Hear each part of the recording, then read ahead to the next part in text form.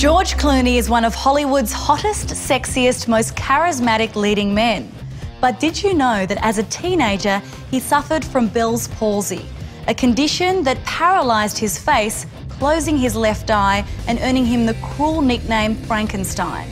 He says this was the worst time in his life, but the experience made him stronger. Despite his chiselled, handsome looks, when starting out in Hollywood, he struggled to find work, sleeping in a friend's closet to save on rent. Now known for his sophistication, it's a shock to discover that one of his early roles was in the film Attack of the Killer Tomatoes. Well, you know, you work and hope that you can get a movie like something with a killer tomato in it. I'm quite proud of it. His big break came on the medical drama ER, making all us women want a hot doctor like Dr. Ross. But the down-to-earth George isn't fazed by his fame and plays down his mega popularity. Being very famous is not any of the things that you'd think it is, but no one wants to hear you complain about it, so you don't. You just go, okay, it's fine. While working on ER, he began his movie career starring in action films like Batman and Robin and The Peacemaker. In 1998, a dream came true when he got to work with one of his idols, director Steven Soderbergh, on Out of Sight. You know, most of us start from the same place. We all did tons of bad theater, and then you do better theater, and then you do tons of bad TV, and then you do better TV. You do some bad films or some mediocre films, and you try and do better and better projects.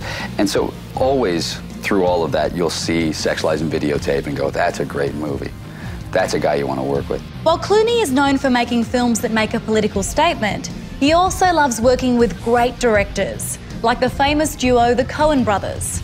In 2000, he collaborated with them, agreeing to star in Oh Brother, Where Art Thou? I got to call the Coen brothers when I come to Phoenix and talk to you about something. I was like, you're kidding, I'd never met them before. And they flew in and they slapped the script down we were in a lobby of a hotel, and they handed it to me and they said, we wrote this and want to know if you want to do it. And I said, yeah. And I couldn't believe my luck. I couldn't believe how lucky I was that they asked me to do it. The role involved singing, and always up for a challenge, George practiced and practiced. But sadly, no amount of practice would make perfect, and his voice was dubbed over. This didn't seem to harm his performance, as he went on to win a Golden Globe for the film. I think when you list the names of the actors that are in the category that I am in, you got to figure I'm going to win this, you know. Robert De Niro, you know, Cusack, Carey, Mel Gibson, what have they done? The successful Steven Soderbergh and Clooney combo hit an all-new high, teaming up again for the ultra-suave and smooth Ocean's 11, with a dream cast of A-list actors, including Julia Roberts, Brad Pitt and Matt Damon, becoming his most successful film to date, raking in $444 million worldwide, with a string of sequels to follow. In 2002, he jumped behind the camera and made his directorial debut with Confessions of a Dangerous Mind. He also appeared in the film. Now that's impressive multitasking. So what does the actor Clooney think of the director Clooney? Oh, he's an ass. Yeah? Yeah, he's not nice. I tell you, you know, the problem is he just never would come out of his director's trailer, because I never saw him on the set. Every time I looked up for a director, there was no director. So cheeky.